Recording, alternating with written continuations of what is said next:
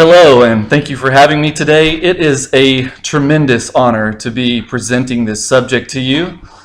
I know that of all the conferences and seminars I've been to, there are few things that I remember from any of the presentations given. But if I can't make this presentation memorable, I will at least try to make it short. I also know that there is nothing that a group of physicians, nurses, and other healthcare professionals would like to do more than to learn about human trafficking from a firefighter.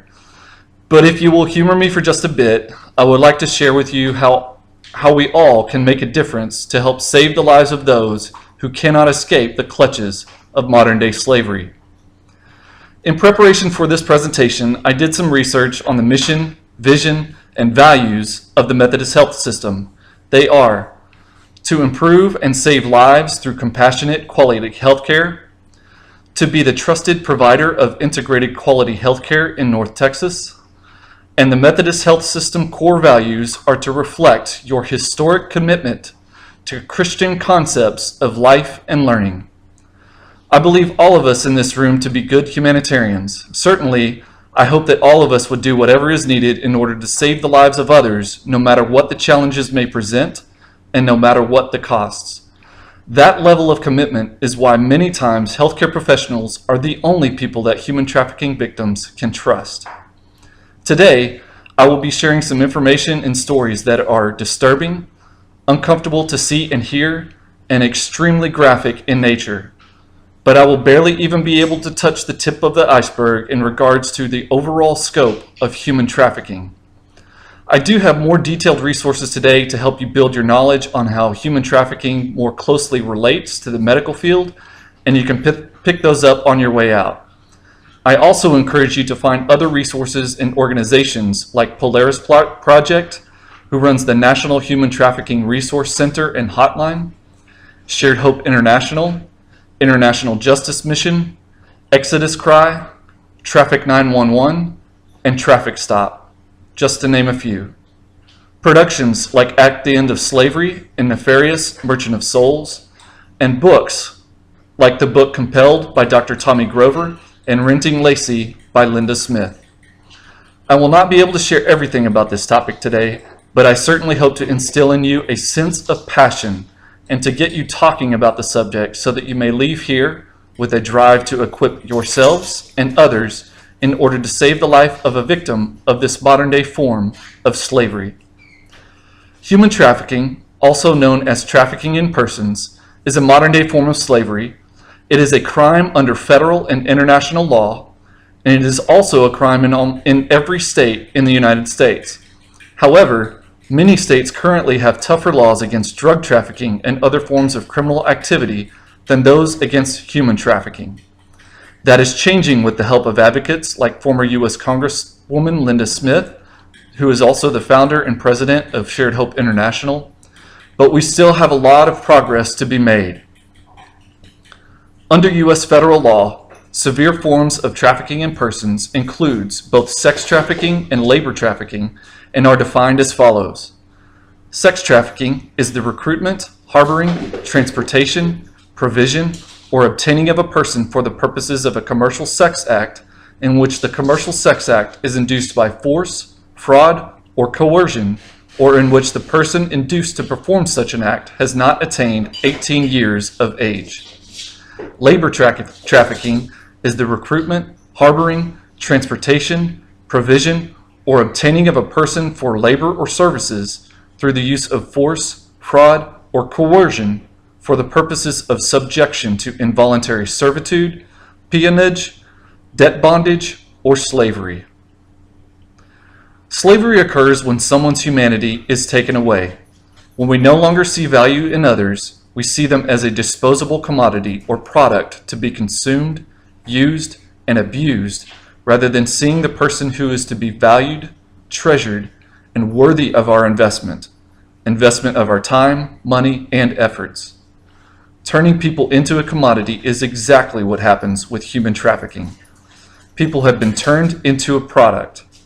Human trafficking is a modern-day form of slavery that imposes extreme fear and violence upon its victims, and it is a reality that is now the only reality to the victims, the traffickers, and those who provide the demand for it. 3 years ago, I was introduced to a video entitled Depraved Indifference by Eric Ludy, and it completely changed my life. In the video, Eric describes what depraved indifference is legally and then gives an illustration of it. He said, imagine that you're sitting on a park bench and there's a lake in front of you. Suddenly, you begin to see someone drowning right in front of you, and you do nothing. You have the ability to at least do something, but instead, you do nothing. That is haunting to me, that someone would see another person drowning right there in front of them and not make any attempt to save their life. So the question we should ask ourselves is, do we really care about the health and safety of others? If so, what are we doing in our daily lives to combat human trafficking and modern-day slavery? Many human trafficking experts call the triangle-shaped area from Dallas-Fort Worth to San Antonio to Houston one of the highest areas of human trafficking activity in the state of Texas. In recent years, Texas was ranked number 2 on the number of tips called into the National Human Trafficking Hotline, and 15% of those calls came from the Dallas-Fort Worth area. I believe all of us, to some extent, suffer from depraved indifference, but we must not let that stop us from continuing to push beyond our own limits to end modern-day slavery.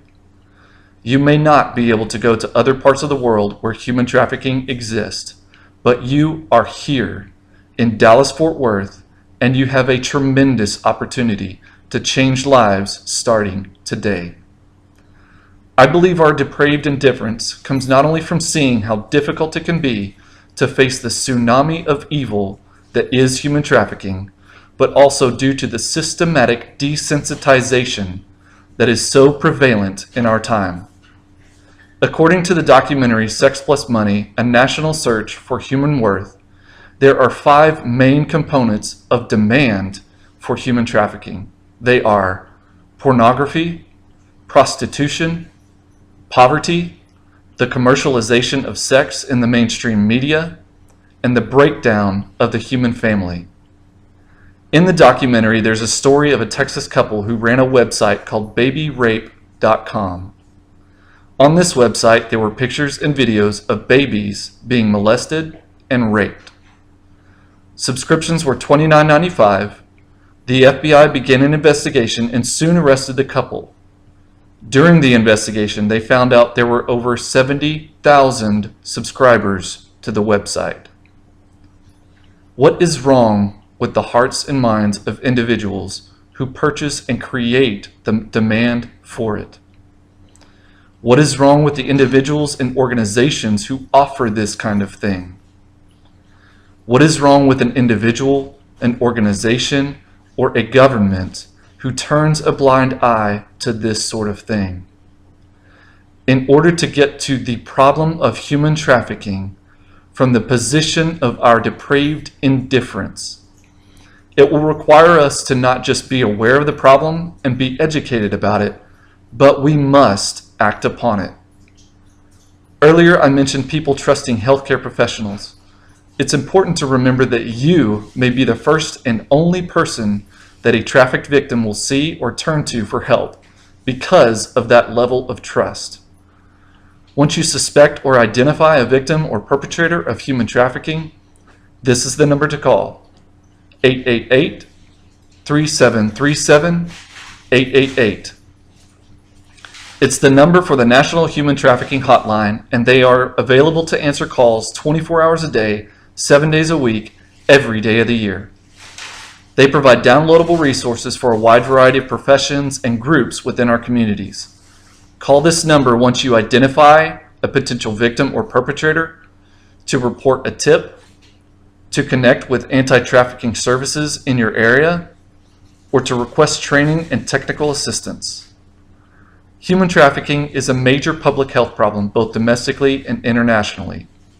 Healthcare providers are often the only professionals to interact with trafficking victims who are still in captivity. In fact, an article written by Dr. Tiffany Kim entitled "Human Trafficking: The Role of the Healthcare Provider" stated that 28% of a group of rescued victims had seen a healthcare professional at some point while they were in captivity, and nothing was done to intervene. If that is true, the expert assessment, interview skills, and situational awareness of providers contribute to their readiness to identify victims of human trafficking, but appropriate intervention is just as critical.